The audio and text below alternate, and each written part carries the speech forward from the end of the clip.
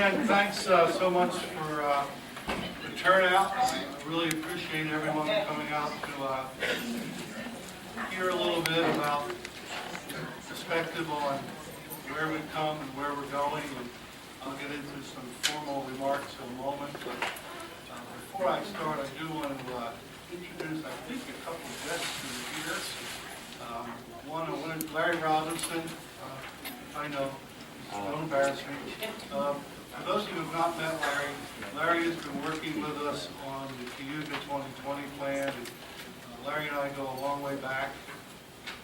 Neither one of us were this great when we started, but Larry has always done a great job in helping organizations process the desires of the institution into a document that really a plan that helps you build your future.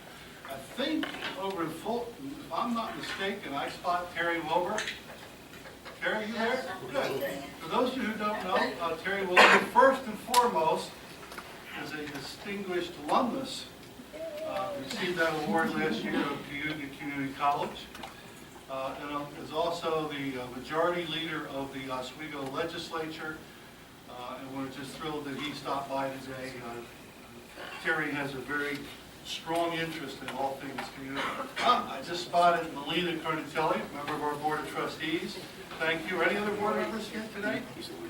Okay, Melina, thanks for coming. Always a pleasure to have board members for these things. Okay, let me begin. Certainly a pleasure, always a pleasure at the beginning of any year to get everyone back together again. There's always such a high level of enthusiasm at the beginning of the semester, and I guess I thank all of you for a really smooth start, from my perspective, to the semester. I don't know if you will all agree with that from your end, but from my end, it looked like everything was off and running and in good stead. I'm going to be asking you again to join me in what I'm going to call this year Act 2 of the ongoing saga known as Cayuga Community College, and I'll be happy to have you as actors in the play as we move forward. A great deal has transpired over the last 3 to 4 months, and I'm very anxious and excited to share news of the progress on a number of fronts, as well as to make sure that we all still understand the challenges that we will face in 2014-15 and beyond. Before I begin, I would be most remiss if I did not ask everyone to stand and partake in a moment of silence for our colleague and friend, Bill Lovell.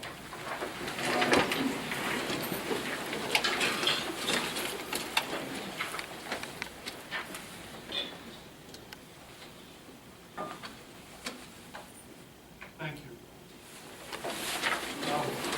Before I get into my formal remarks, I do have a Bill story to share with you. And, I thank your leniency, because I know that you all have had, a lot of you have had much longer relationships with Bill, but Ann Heron and I had a chance to visit Bill when he was in the hospital.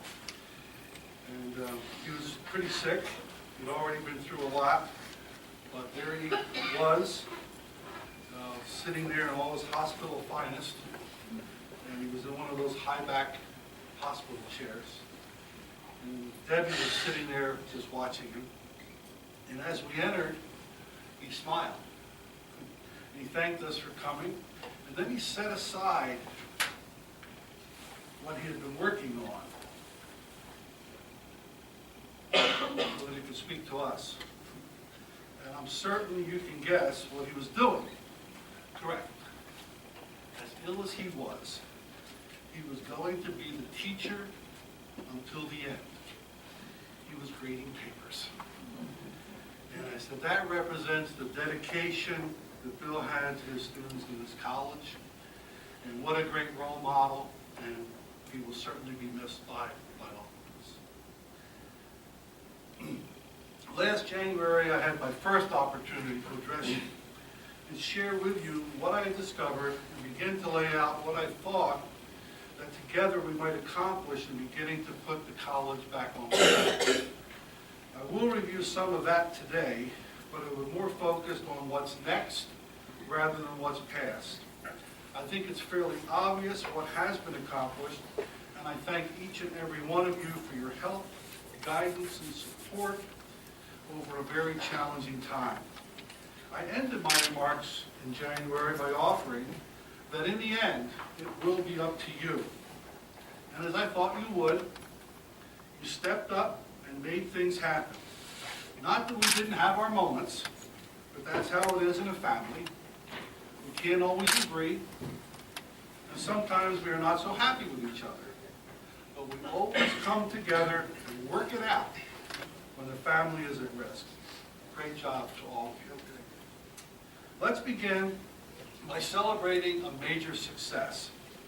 A success that has surprised us all, but even more importantly, has signaled that we are back, that we have righted the ship and we sail to the future. And if you think that's a bit hokey, watch what happens next.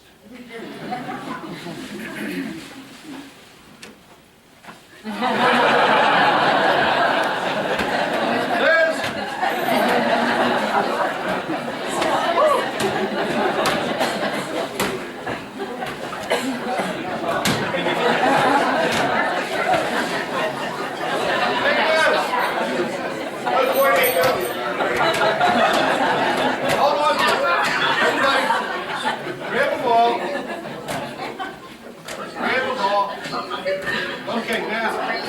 Okay. But everybody holding the ball, stand up. Okay, now wait. How about over there? Hey, Fulton. Liz, who's got the balls?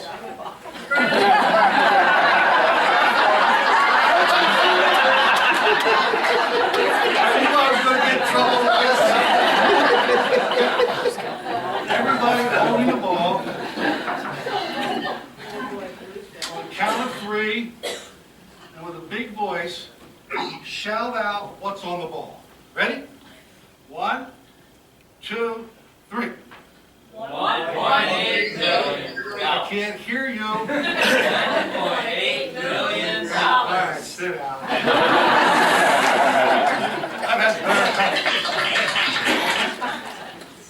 1.8 million. That's a lot of money. But it represents so much more to Cayuga Community College. Somebody tell me what that number is. Fund balance. Fund balance. What was it this time last year? Thank you, minus $54,000. This is the amount that we will add to our fund balance this year. We hope to reach 1 million, but this amount far exceeded our expectations. How do we do this, you might ask? I'm going to say that it's because last January, when I asked you not to spend money on anything that you didn't absolutely need, and to look for additional ways to save money, you responded. Of course, exceeding our budgeted enrollment helped a good deal as well. All I can say for this 1.8 million is thank you, thank you, thank you. As a result, I am pleased to share with you that on Wednesday, September 17th, the Board of Trustees voted unanimously to lift the declaration of financial exigency. As you know, this signals a return to fiscal health and gives us the impetus we need to continue to build on the platform we started last year. We should take a moment to breathe. Just let it sink in. The sword of Damocles has been removed. Let's continue our work together and make certain that it never returns. Okay, let me begin to be specific. There's a lot to cover, so I will be soundbiting to some extent. But be assured, I will be addressing many of these things in greater detail as the year moves ahead. Hey, Fulton, what's happening? Hey! Hey! Thank you.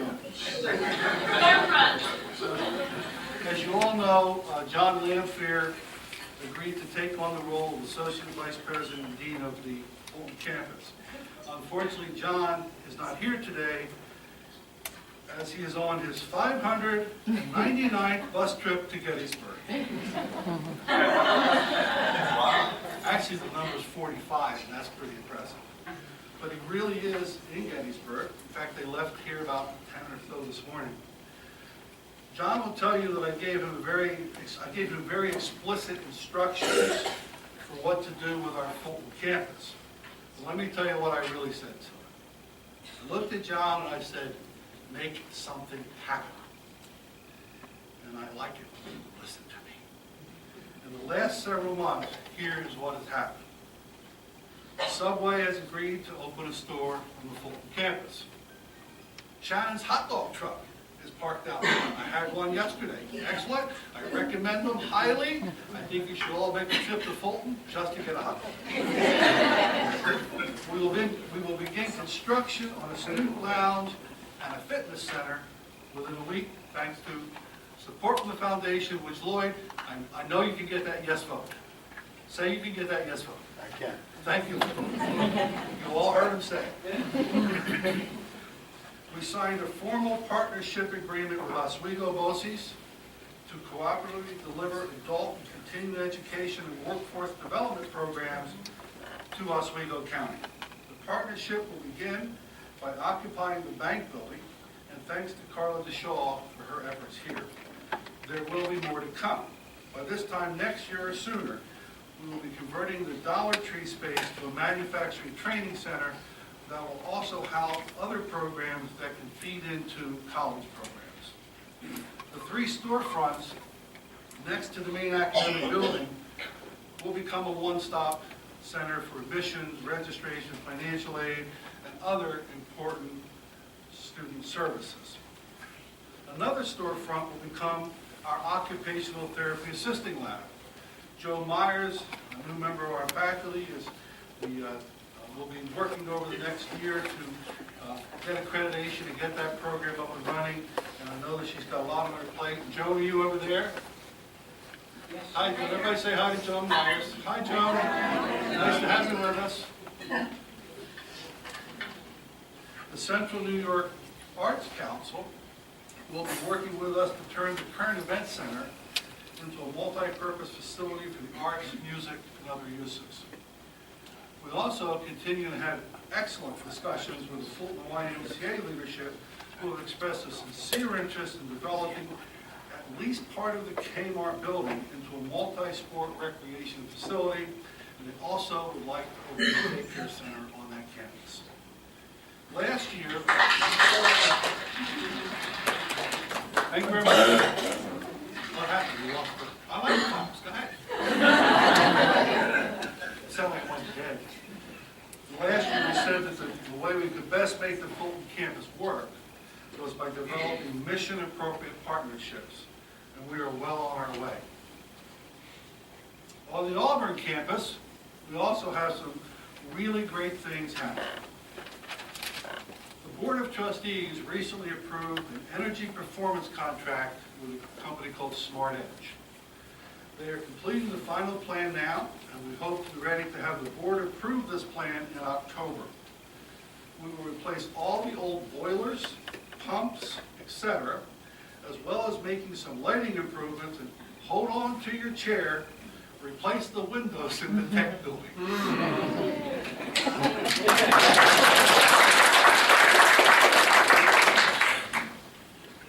All of this will be done with no direct cost to the college and will be paid for with the money from the energy savings in the projects. I know, it's too good to be true, but it's not. It's guaranteed in writing by Smart Edge. If there's any shortfall at any time, Smart Edge writes the check. Thanks to Kevin Dreyer and John Clayton, who both spent a great deal of time on this important project.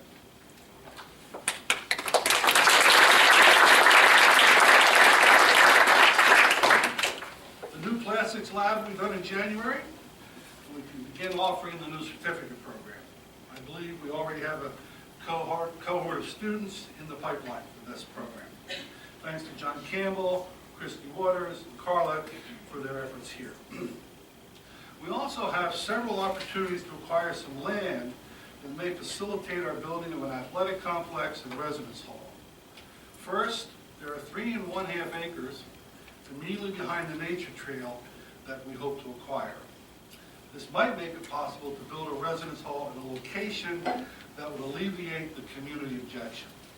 There's also an additional 24 acres of land on the other side of the Vitale property that we are looking at for purchase. Let me assure you that neither one of these properties carries an excessive or unrealistic cost. I will keep you informed as we progress there. I do want to reiterate, or should I say, for Pete's sake, we need these facilities to be competitive in the future. Let me talk about a couple not so positives. Our enrollment's down from last fall by about 5%. The only good news in this is that 5% is much better than what we thought it might be. I was at the SUNY Community College President's meeting recently, and all but 1 or 2 community colleges who just opened residence halls are reporting enrollment decreases due primarily to declining demographics and increased competition for a smaller pool of students. In our case, we are actually up in first-time new students, which is a very good thing. We're down again in returning students. It will be so much easier if we can keep students longer and take some of the pressure off the need to recruit so many new students just to remain even. You know what it means when I say down in returning students? That translates as we need to improve our retention rates. As you know, our rates are not where they should or need to be. Not only because of the lost FTE, but because for some of our students, it's just simply lost opportunity. We say we care about student success, and I'm sure we do, but we're going to need to get much more proactive in what we do to make students successful in achieving their goal. If that goal is to get a degree from Cayuga Community College, and a large percentage start, but don't finish, then we have work to do. As a result, I have asked Jeff Rosenthal and his staff to set up a pilot program beginning this fall with the goal of immediately improving the number of students we keep. To do this, we are creating 4 part-time, I like to call them retention champions. Jeff likes to go with student success advocates. I don't care as long as they help us retain students. There will be 2 on each campus, and they will be following up with students at risk of dropping out or not returning. We will be investing some money here, but let me point out that we don't have to save very many students to have this program more than pay for itself. That's the financial side. Even more important to us should be the success of our students. You will have more information soon, but please focus your thinking this year on retention and completion of students. The Cayuga 2020 group continues to do great work in moving us to a new strategic plan and a well-defined future. They've been communicating with you regularly, and I ask that you do whatever you can to help the committee complete their work. We need to have a new plan in place by the end of this academic year.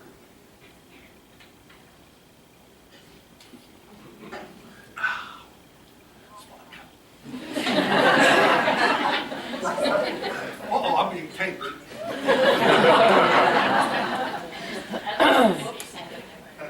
I gotta remember that. This is the year where we will complete our self-study for our 2015 Middle States accreditation. There is nothing any more important than maintaining our accreditation. Without our accreditation, we'll be ineligible for federal financial aid dollars, and quite frankly, that kind of loss will put us out of the education business. I would ask that you respond quickly and decisively to any request from the Middle States Steering Committee and the working groups on the standards. They need your help. If you are not currently involved and would like to be, please contact Steve Keeler, Christy Waters, or Ann Heron. And they can tell you specifically where they may need some additional help. but I really ask you to kind of dig down deep here, and I know everyone's busy, but as I said, there's really nothing more important than maintaining that accreditation. I also would like to make you aware that we are currently in an RFP process to select an architectural firm to update our facilities master plan. Without a current plan, we are not permitted to apply for state support for capital projects, so it is important that we complete this task soon. I would like you all to know that what we have asked in the updated plan is to take a look at those items that are in the master plan and determine if those are the things we still want to be doing and prioritize those, and also to be looking at other things that we may want to need to do in the future. So they will be around. Once we select a firm, they will be talking to lots of folks, and you'll have an opportunity to tell them what your needs are as they begin to develop the facilities master plan for the future. We've also issued a contract to a firm called Anderson Strickler to complete a full demand analysis for student housing on both the Auburn and the Fulton campuses. And this study should be completed by Thanksgiving and should give us sound information in making a decision on proceeding or not with student housing. Along with our retention efforts, which is a major theme for this year, will be retention for me. Another major theme will be regionalization. Working with Compass Consulting, we have developed a financial model for how a regional community college could be funded. In this case, we needed a model that would demonstrate a win-win-win. That is, Cayuga County, Oswego County, and the college must all be winners on the financial side. We think we now have that model. We reviewed the model with our own board and will next review with Cayuga County, and with their agreement, we will move on to share with Oswego County. We have also begun drafting legislation that would spell out all of the other components of the regional model. In order to establish a regional community college, we will need the approval of our own board, the 2 counties, the SUNY board, the state assembly, the Senate, and a sign off by the governor. So if you don't see me much over the next 6 months, that's where I'll be, in one of those places. We will attempt to move this along this year. Optimistically, I would like to see if we can get the regional college in place by 15-16. Why 15-16, you might ask. And if you looked at the Compass Consulting report and looked at the budget projections for out years, you would see that as early as 15-16, we begin to have some financial issues again due to the way the out-of-area chargeback rate is calculated, and it spikes and then it drops precipitously. So if we can get this model in place, we can avoid having to deal with that next drop in those out-of-area chargebacks. All those issues were identified in that report. Very soon I'll have a session on each campus to review all this about a regional college so that you're more informed. And let me assure you, having been through this before, that it means nothing to how you do your job on a day-to-day basis. And I also believe, and I think when I go through this with you in more detail, that you'll see also that it's a good change and will really go a long way in protecting our financial interest into the future. We also will have a number of new programs being offered very soon. Among those will be programs in advanced manufacturing, plastics technology, a second nursing class at the Fulton campus, thank you again, Linda and group, and a new occupational therapy assisting program. Others are in works, and all are part of making CCC attractive to a new student marketplace and help us fulfill our mission as a comprehensive community college. I should also add here, along with programs like this, we also just did sign another agreement just the other day with the Onondaga BOCES to do some partnerships there, and looking strongly. I know that Steve and other division chairs and Ann have been very involved with talking about some culinary offerings. For those of you who have not seen those BOCES facilities, you may want to take a trip over. I mean, they're second to none. And they sit there from 2:30 in the afternoon unused.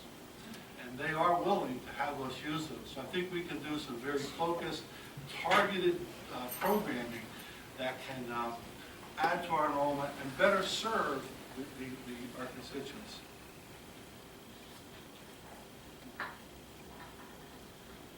Now, here's a big one.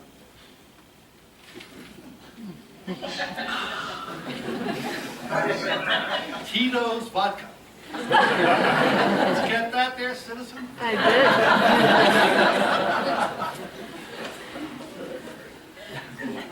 did. The search for your new president is officially underway.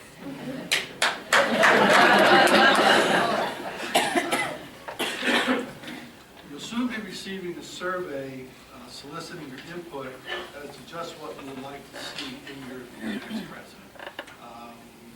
Dia is on the committee, Jeff Double is on the committee, and I'm sort of an advisor to the committee, but we're going to be working on that survey hopefully next week and have it out to you very shortly after that, so that the committee, which is a very broad-based, constituent-based committee, can have that information as they begin to refine job descriptions and job announcements and the kinds of things it's going to take to recruit a new president for college.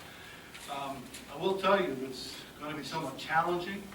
I learned at the president's meeting of another 2 retirements in community college presidents, and there are currently 8 of the 30 community college presidencies vacant in New York State. Wow. So there's going to be some real competition, which again is why we really need to be focused on having this institution where we want it to be as you attract the right kind of individual to this position. The committee is being chaired by Dr. Linda Van Buskirk and Mr. John Klink from the Board of Trustees, and certainly feel free to contact them with your thoughts about the search. We've also commenced the search for Vice President of Administration, and that committee hopes to have recommendations to me by December. I do want to thank Diane Hutchinson for all she continues to do and for her willingness to delay her retirement until we fill the position. Thank you, Diane. Appreciate it very much.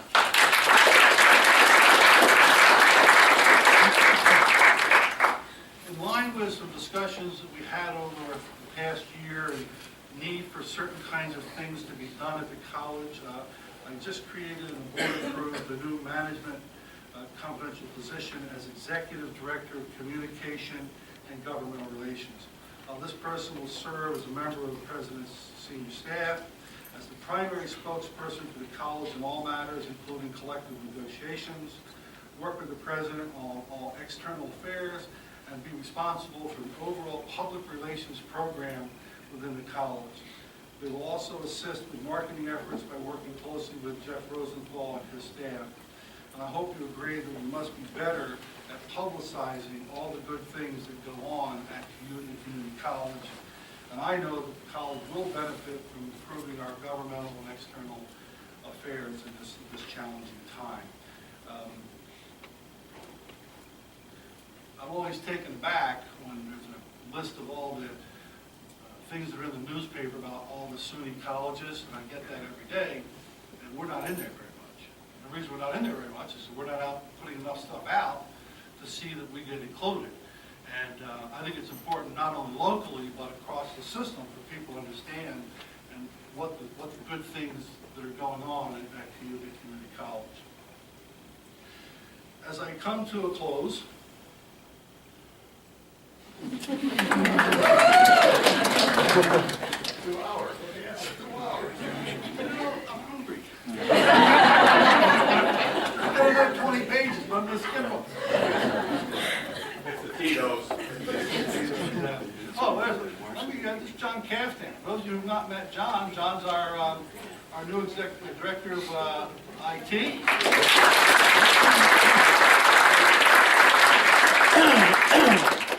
He's replacing John Taylor, he thinks. Did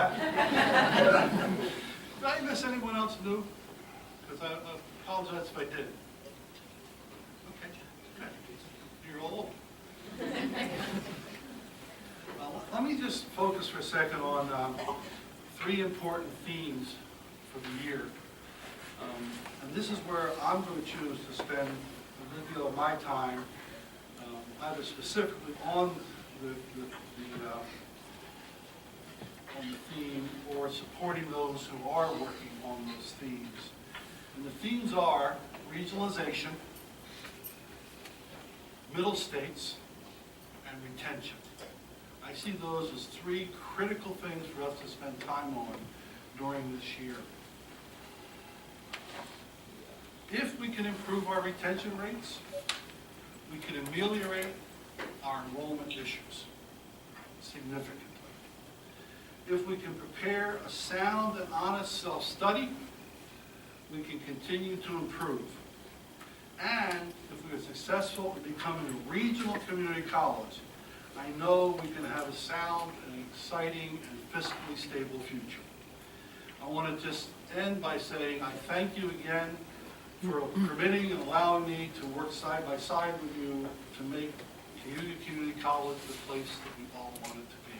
Thank you very much. Let's party.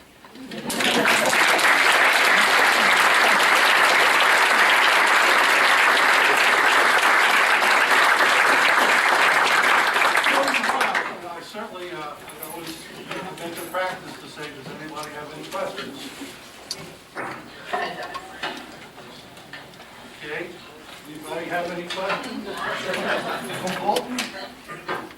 Okay, again, a lot more to cover, a lot more that I could have shared with you today. We'll do that in other venues, but I didn't want to just get up here and read a whole lot of bullets to you, but in other reports I'll bring you up to date on some of the things. I hope you agree that we've made some substantial progress. If you've not been on the Fulton campus in a while, again, I seriously invite you to go. There's a visceral difference. Someone characterized it as the lights are on. And it's really a good thing. I think we thanked all of our friends in Fulton for all you're doing up there. And here, you're going to be warm this winter.